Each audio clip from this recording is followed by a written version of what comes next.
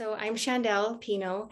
I'm a guide at Guidely, and I have my own guide services, Inner Light Academy.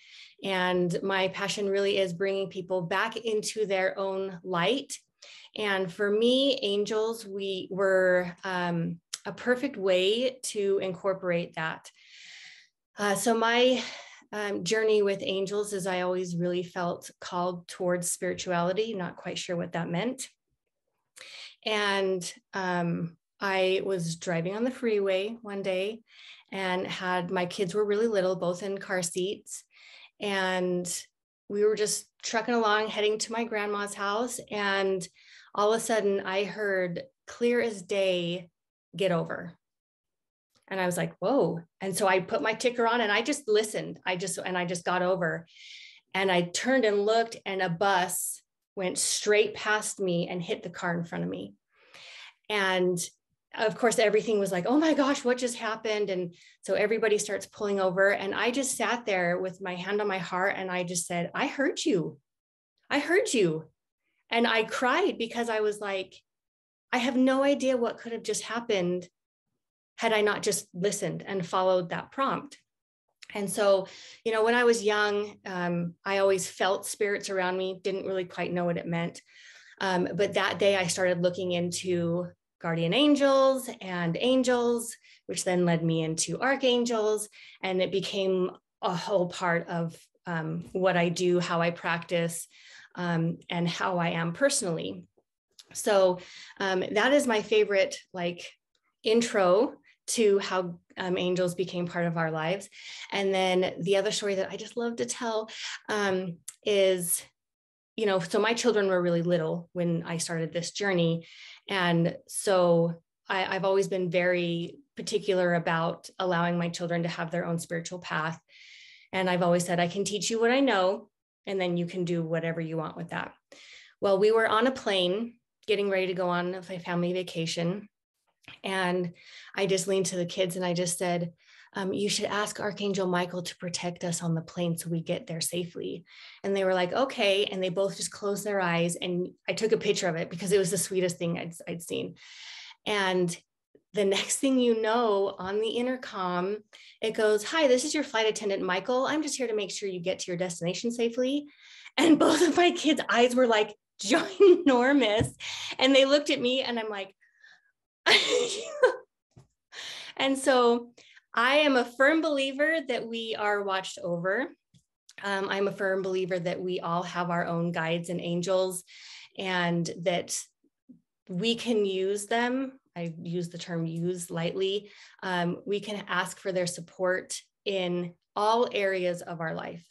So I was originally going to take us straight through a meditation, and then if there was any questions or anything like that we could go into, we would. And then last night, as I was sitting there just kind of being with what I wanted to do today, of course, I always have a plan, and then Spirit has a plan.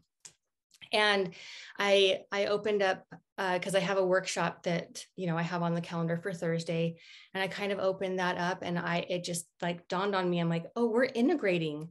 We're not just having a meditation, we're actually integrating. How do we incorporate these things into our everyday life? And so I created a whole new presentation on how to do that. So I'm going to share that with you guys today. And then afterwards, if you have any questions, if you'd like any guidance in any specific area, we can address those. I think that with the meditation, I am going to record it and then put it in community so that you can use it at any time going forward. It's a really great practice if you are needing a specific message from your guardian angel. You can also use that meditation when you're connecting with a specific archangel and get a message from them. So I thought it might be a great resource just to put in the community for you guys to have whenever you wanted to use it.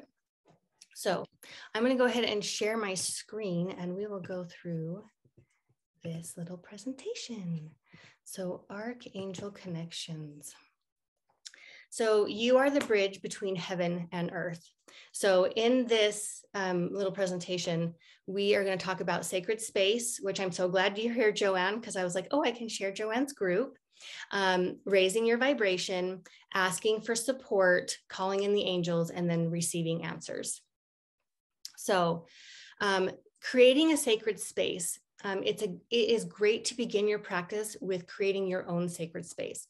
So this can be a place that you can be intentionally be, right? So you can call on the angels at any time, but if you're really looking to develop a deep personal relationship with them, it's great to create a space that you go to every single time and at a specific time, right? A specific place and specific time. It can be anywhere in your home, but somewhere you're going to hopefully have a little bit of peace and quiet. When I first started, I had a little tiny altar right next to my bed. And so I would get out of bed and I would just sit right next to my bed. And that's how I, began a meditation practice and then began connecting with my angels. And then I moved it into a room that could be my own space. And the nice thing about that is you really begin to raise the vibration of that space the more you use your sacred space, the more you call in the angels. You want to have this place somewhere you can sit comfortably. You can create an altar, but you don't have to. It can just be a seat in your room. I do highly recommend lighting a candle every time. It clears the space and invites spirit in. So creating your own sacred space is really good. Why is it important? You're more likely to create a daily habit and a spiritual practice if you have that specific place and specific time that you do it. So our brains love repetition, and it's going to learn that at that particular time of day, you will be experiencing the angels. So whether you are walking to this place, whether you light a candle, whether you light some incense, as soon as your brain recognizes the pattern, it's going to start getting excited. Oh, this is the time that we get to be calm, relaxed. This is the time where we get that good feeling of the angels or guides or spirit animals, like any of those things that we can be that brought into our energy. Your brain is going to remember that time and time again, and it's going to become easier for you to connect with spirit when you have that brain repetition. So within the Guidely community, our beautiful Joanne here does have a group for sacred spaces that she shares different spaces. It's once a week, right? Yeah. So she shares her way she changes her altars every week, calling in different guides, different spirit animals, all of the different, like I believe you do also do directions and things like that. So if you're more curious about sacred space, I highly recommend joining her group within community. So this is one of my little altars that I use. So again, I bring in crystals. I have my angel wings. I have water there. It's actually arasoma for chakras. And then I have crystals. So, and I light a candle every time. This is an altar that I use in my healing space. I have my own personal altar in a separate room. So I do have a few different altars that I use. So raising your vibration and the right vibration of the space that you're in is really important. Sunny Dawn touched on that, saying how, once a spirit crosses over, they enter a new level of vibration, and then the vibration continues to go up higher and higher. And that's where you meet, your ancestors, your guides, your spirit guides, the angels, the archangels, seraphim. So, okay, thank you, Gaia.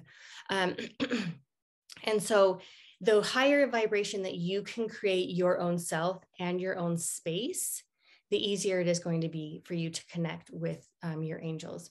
So it is a good practice to start with burning some. I prefer Palo Santos. It is a stick of wood. I did not bring one over, but it's a stick of wood. I prefer it over sage. I prefer it over sage just because so many of the sage right now is not ethically sourced. that unless you have your own sage from your own yard, then I just don't recommend buying it. That is a personal preference, right? For me, if you have sage, use it, right? Or you can buy incense, just a plain simple stick of incense. Now, each archangel has a specific incense that is attached to them. And so if you are looking for like a specific archangel that you want to start working with, it might be a good idea to get that specific type of incense to help bring that in. But what the smoke does, whether it's Palo Santo, sage, incense, it could even be dragon's blood. There's lots of different things you can burn, but it helps to clear out any stale or negative energy. And I always recommend to smudge myself, and I do counterclockwise so that you're clearing things out. And then the space. If you have a specific room that you're doing this in, I recommend saging from the door, and again, going counterclockwise. You can also incorporate the elements such as earth, fire, water, and air. So those are really easy things to incorporate. Obviously, I use crystals, I use a candle. You can have a water fountain. You can have just a little tiny cup of water. And you can also, if there's anything specific that you use that is water-based, you can use that also. And then air would be incense. These are things that will help you create a high vibration. And then if you are using an altar, or even if you're not, just to have in your space, you want to incorporate things that you love to see. So it can be flowers, which roses are the highest vibe flower. For me personally, it would be carnations, because carnations bring me so much joy. And you can put pictures of loved ones on your altars, or deities on your altar. If there's like you can have on my altar personally in my room, I have a picture of Jesus. I am not Christian, but I believe in Jesus. And I have a picture of Mary. I have a very close relationship with Mary. I have a picture of all of my family members, my children, my partner, just because these are things that bring me joy. Anything that has personal meaning to you. So I have, things like my little angel wings. I have an angel bell that I have on my altar. And then you can also incorporate sound. And so you can clear the space by just doing sound, which is lovely. You can also play music in the background. If you'd like to be guided, you can do guided meditations, or any type of chanting that you are called to do. Just anything that brings you peace and joy, things that you know that will naturally raise your vibration. I have a friend who puts on her favorite song and dances in her room before she sits down to do meditation, because she's like, it just makes me so happy. And then I'm like in this good, space. And then she sits down. So anything that raises your vibration and the vibration of the space that you're in. So asking for support. So when we're asking for support, the angels have free will, just like we do. So they can choose to help us and not help us. So we all have our own guardian angel, right? We're born with this guardian angel from the moment that we are conceived to the moment that we pass to the other side. And sometimes you may feel like your angels are not supporting you, that you're left alone and things like that. But it very possibly could be because this is a lesson that you need to learn. They're there to support you, but they're not going to step in. So that is a little, I can move this somewhere else. Just a little tidbit. They do have free will, but because they have free will, it works both ways, that we need to give our angels permission to help us, especially the archangels. So the archangels all have different jobs. So there's a purpose for every single archangel. And so when we are needing support, it's important to say, I give you permission, right? And I like, this is the one that I use. I am open to receiving the help and support for my highest good and greatest evolution. And that way, and I start, when my morning prayers, I start with that so that every day I am opening myself up to receive the help and support, which we'll go into prayer in just a minute.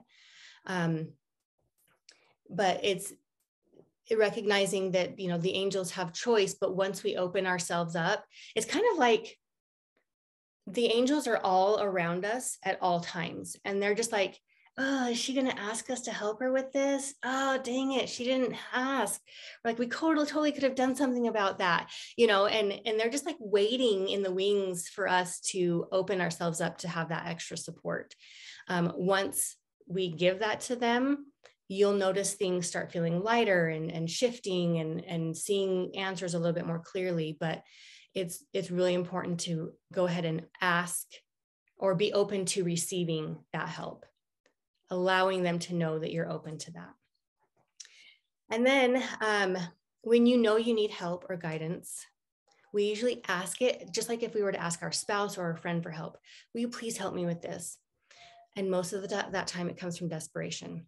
We know that, I'm not sure how many of you have a prayer practice, but unless you're pretty religious or pretty active in spirituality, you only ask for help when you need it, right? And most of the time that comes from desperation. I really need you to help me right now. And that desperation is a low energy. It's just a low energy. Will they help you? Yes, of course they will.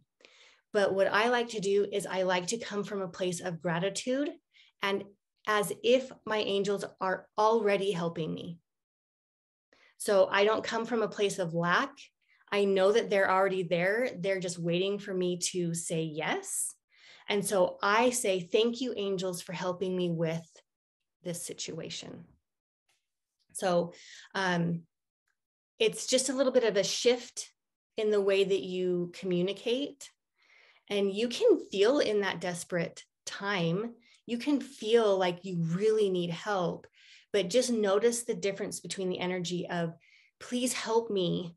I'm desperate, to thank you so much for helping me with this situation. And again, we'll go into prayer and how that works just a little bit deeper in a minute.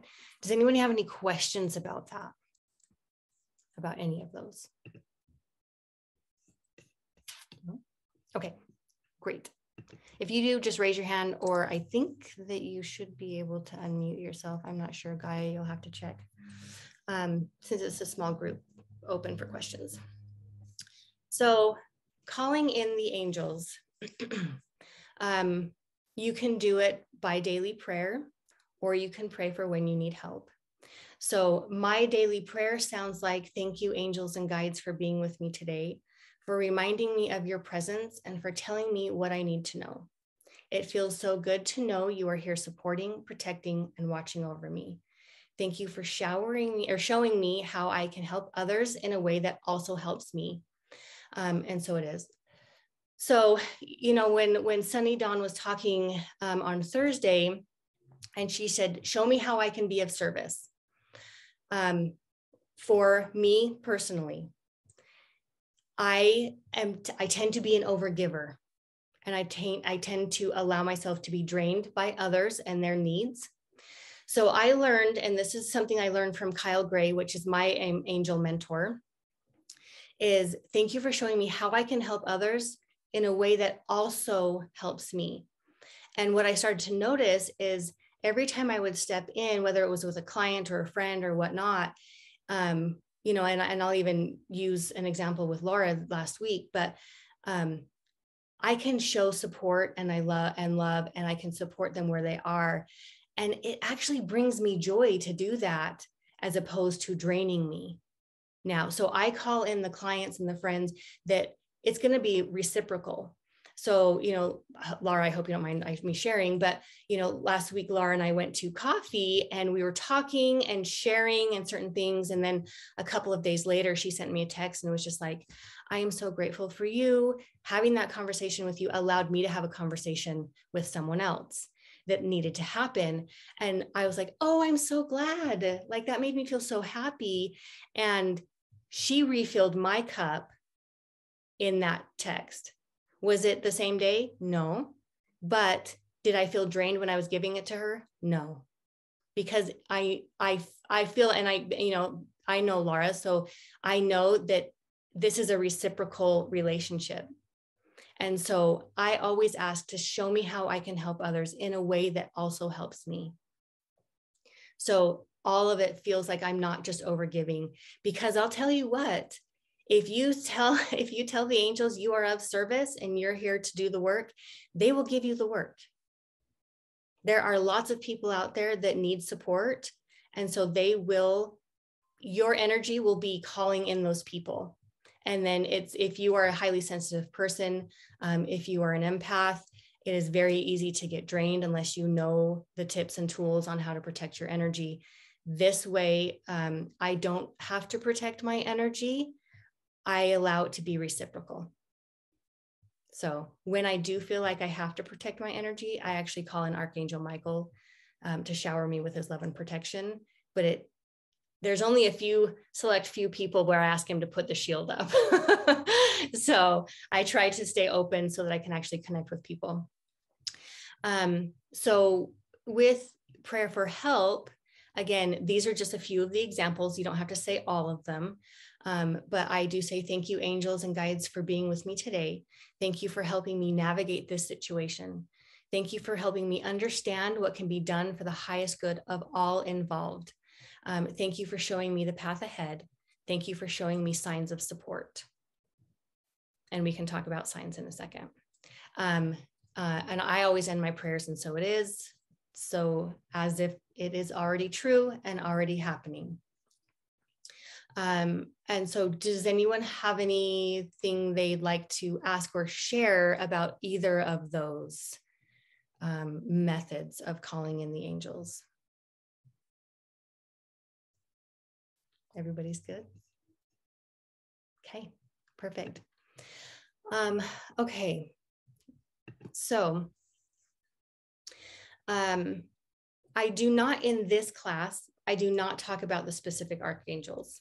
So in the workshop that I have posted on Thursday, we go more into the archangels. And like I said, there are hundreds of archangels, and they all have a specific job. We tend to mostly talk about the archangels that are in the Christian, the Kabbalah, the different religions, because they are the most common and most talked about. So those are the ones we begin with because they are the most familiar, which is Michael, Raphael, Gabriel, Uriel, Shamuel, and those types that we'll talk about in that workshop. If you have a question or if you have something you want to kind of address today, we can kind of talk about that as opposed to going through all of the different archangels. So, how to listen for answers. So when receiving answers, you have to ask yourself, what are your expectations for receiving answers? Is it hearing a yes or a no? Is it a quick resolution to the problem? And do you know what you want your answer to be? And the reason why I ask those questions is because when we are calling on the angels and we're needing support, bless you, we want to have these like really clear, definitive answers, right? Like, angels, show me a sign that a dove is going to come fly across my living room. It usually doesn't work that way. So when we have an expectation of what an answer looks like, we miss the actual answers. Answers come from the angels very softly, very quietly, until you get used to it. Once you get used to it, then your answers become very clear. So you have to be open to interpretation, and you have to be willing to hear an answer you don't want to hear. And I'll share a funny story about that too in a second. So when you're listening to answers, recognize that in this section here, our highest good, remember that the angels want for us what is of our highest good that may be different from what we want the answers to be. And are you willing to accept that it is given? I'm actually going to share that story right now because it's such a good spot. So my angels, and we'll come over here to signs, my angels show me pennies everywhere I go, whenever situation I'm in, that I'm searching for answers. So I was making a quick decision on if I should buy this house that I'm in.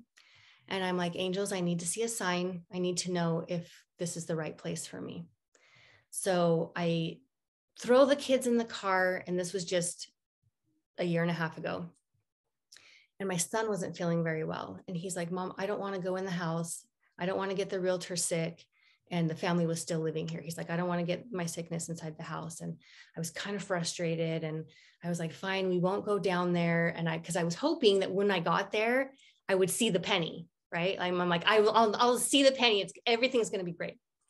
So I go drop my kids back off at home, and I go drive up the canyon. I just needed some time to just like really kind of be with it. When I get up there, I go to an outhouse in the woods and sit down to go to the bathroom. Well, you don't really technically sit, you hover, right? Not in outhouses. And there's literally a penny right in front of me in the outhouse. And I was like, oh my gosh, it's my sign. And then I was like, wait a second. This is a sign in an outhouse. What does that mean? And I'm like, okay, I'm just going to trust the sign because I got the penny. And so I'm just going to go with it. Well, turns out pardon my French, but my house was kind of a shit show. Like after I moved in, my heater went out. My air conditioner broke. I found all of these other little issues and problems with the house. And I was like, yeah, you told me it was going to be like an outhouse, but I can do it, right? Because I have free will. I can choose to buy the house or not buy the house. But they were saying, yeah, do it. But just so you know, this is probably what it's going to be like. So it's kind of funny because like, I'm open to interpreting, but I also wanted to hear the answer I wanted to hear. So be open to what you receive, because I look back on it now and I think it's funny. And then I also kind of kick myself for not seeing the full story. So anyways, messages can be given in many, many ways. It can be a whisper in your ear, It can be a thought that flashes through your mind. It can be lyrics in a song, words on a billboard, repetitive numbers, a message in your dreams, and living angels. I'm not sure why there's a comma there. Somebody who walks into your life just out of the blue. So this is what I'm talking about, being open to how you receive your answers, because a lot of the times the angels will pick the easiest way for you to understand, which is things like lyrics in a song, which is numbers, repetitive numbers. I did the post in the community and on the social media, what numbers do you see consistently? And each number has its own meaning. And it also has a meaning if you see it in a digital clock or if you just see the numbers consecutively. So the numbers that I see the very, very most is 1234, which is 1, 2, 3, 4. And for me, that means that I am continually progressing upwards, which is a wonderful message. I've been getting that number for the last 4 years, and it's always there. So that's the one I see the most, which is interesting because, people tend to see 1111 a lot. And the reason why people see 1111 a lot is because the spirit world is trying to remind us that we are all connected and we are all cohabitating, co-living with each other. We are all one. And it's just like a constant reminder being like, hey, do you recognize that you're not separate from everyone, that you are part of everyone? And I just love it that, so many people see 1111. And also 333, which is that you are connected to source. and Source is here to support you. So what are some signs you have been given to know your angels are with you? You can get that shivering feeling, like, you know, you just got a cold breeze. A lot of people will find feathers. Again, like I said, I find feathers and I find coins, numbers. I have a friend who her granddaughter passed and she sees hair bands everywhere she goes. It doesn't matter where she's at. She's like, I will have gotten out of my car, gone into a store, come back in the car, and there's a hairband sitting right in front of her car door. She finds them everywhere. And so she's like, I know that is, that is her. And so you can ask for specific signs, but don't be disappointed that you don't get them. Really what you're looking for is a repetitive sign. And so it can be a specific animal that just keeps coming into your presence. It can be a specific color that you're like, I don't know why I keep seeing this color. I just keep seeing this color. I loved when Sunny Dawn said, this is so weird. This is so weird. Because literally the next day I went and sat with a client and she's like, oh my gosh, it was so weird. This happened to me. And I'm like, oh, actually, don't say it's weird anymore. And so she loved that too. So that is wonderful. Laura, I'll get to you one second. So this is probably one of my favorite quotes from Kyle Gray is, your angels are as loud as your willingness to listen. The first time I heard that, I went, holy cow, am I really open to listening? Am I really open to hearing what they have to say? Am I allowing myself to get out of my own way to get the guidance I'm actually looking for? And from that moment on, I added it to my prayer for a long time. I'm willing to listen, so be as quiet or as loud as you want to be. And it just really shifted a lot of things with me. But that one is a really good one. Good. I think that actually might be my last slide. So I'm going to stop sharing. Does anybody else have any questions or anything they want to share? I'm happy to answer anything. So because this is a small group and I decided to post the meditation instead of doing it tonight, does anybody have any specific question that I can pull an angel card for? Okay, so if anyone is interested in Thursday's class, we're just going to use the same thing, text angel to get the link, and we will send you the link. I can't. To sign up. Or Gaia has it in the chat, right? Yeah. Okay. So in the chat is the link, and we will talk about specific archangels, the difference between angels, archangels, guides, ancestors, and then a little bit more on how to call them in and why. So if nobody has anything else, good. Okay, so if we can do the classic Guidely goodbye and everybody unmute themselves, we can all say good night. Thank you guys all so much.